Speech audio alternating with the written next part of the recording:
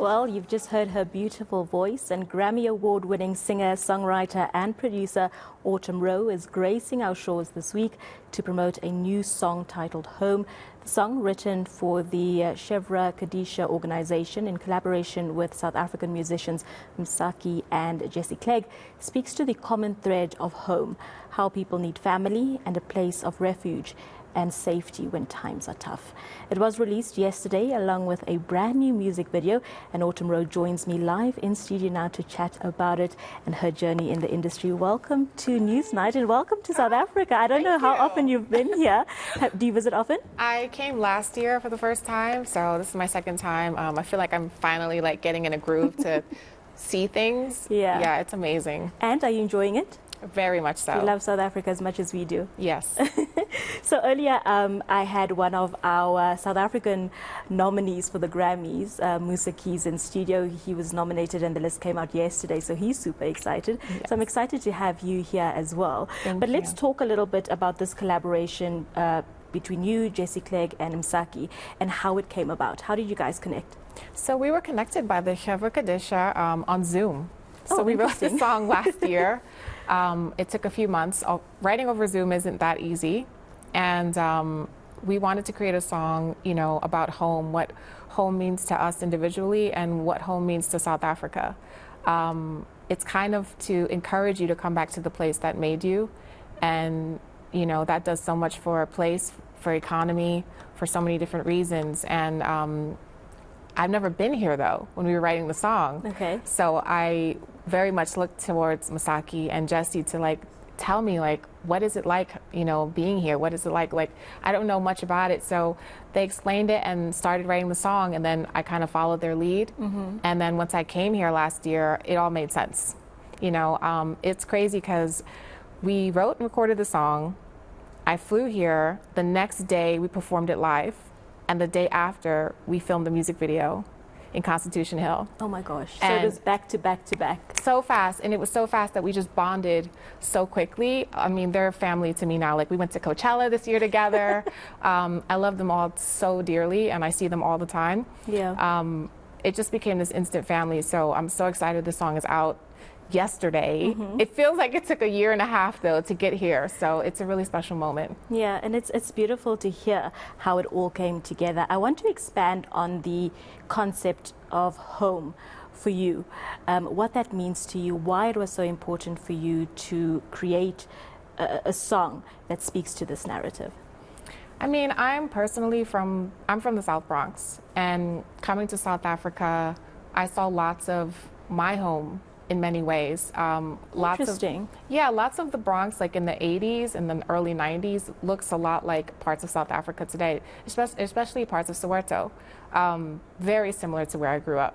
So I felt like a strong connection to this place because I can completely identify with a lot of things. And, regardless of your circumstances of whether, I grew up super poor. So whether it's poor, rich, whatever, that's your home. Right? And that's special to you, and you always go back there, and it's always a part of you. Mm-hmm. So in a place where people feel so chaotic right now, so displaced, even emotionally, so many mental health issues, it's so nice to just come back to that place of your foundation, what makes you who you are, and remember that home. And maybe that home is a new place, or maybe it's inside your head, or maybe it's not, or maybe it's a physical place, but whatever it is, let's get back to that place. Mm. So I want to talk about the collaboration that we're seeing happen more and more between American artists and South African and African artists actually as a whole.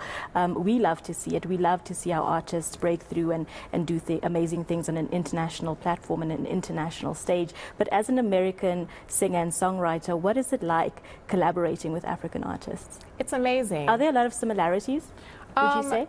There's a lot to learn from. So there's also an artist I'm working with in America who's born here. His name is Justin Lee Schultz. He's 16 from South Africa. And there's so many cool things I learned, like the guitar playing. There's a total different way of guitar playing.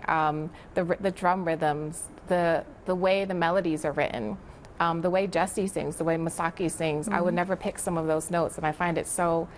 Even the way Msaki writes, it's so poetic, it's so beautiful, and I'm like, oh, what a beautiful way to say that, you know?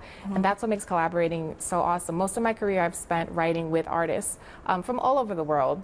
So this is my first time really coming to this part of the world. I've spent a lot of time in London.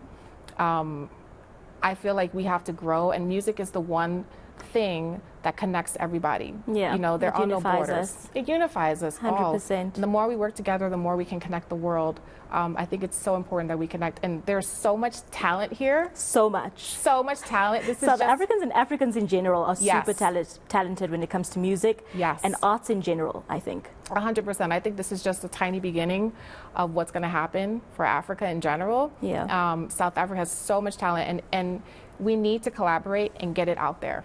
100%. I want to talk about you as a Grammy-winning singer and songwriter. You won last year at the last Grammys for Best Music Album? Best album, yeah. Best album. As an artist, obviously when that happens for you, it's a huge achievement. But is there then a pressure to keep delivering and to keep delivering at that standard?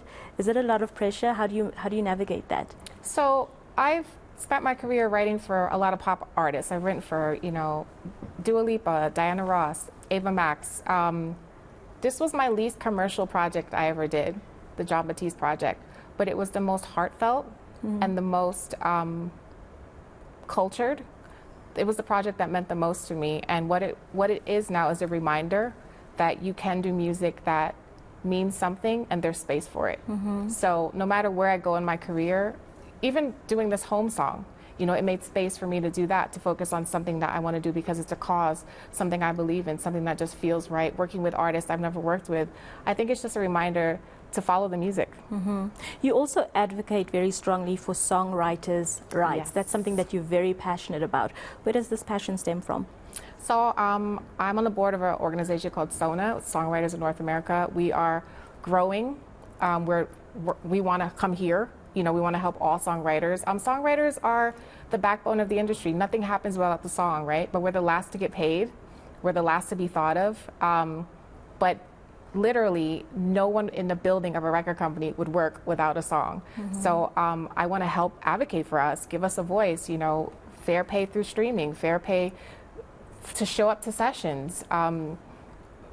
There's just so many factors of our industry that were overlooked. And also I want to help the artists here as well. Well, we hope that you can. You didn't mention Diana Ross. I'm going to have to ask.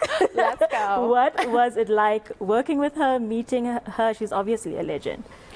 My gosh. I mean, Motown is probably the biggest influence on me. And so I co-wrote a song called I Still Believe for Diana Ross on her last album. Which was Grammy nominated, that album. By the way. But we recorded it during COVID.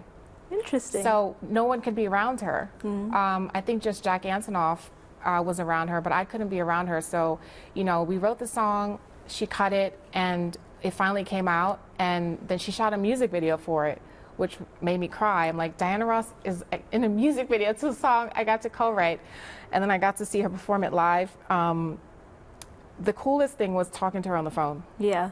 I had goosebumps all over. I can imagine. I couldn't believe it. It that just this was is like actually happening right now. Yeah, it was a dream. Beautiful. Yeah. Well, your story's inspirational. I've loved chatting to you. Thank you for all of the work that you do within the art space. It's commendable. And thank you for joining us and visiting us here in South Africa. Thank you. My absolute pleasure, Autumn. That was Grammy Award winning Autumn Rowe. She's visiting us for a little bit here in South Africa, and she's just released a brand new song and music video titled Home, so definitely check it out.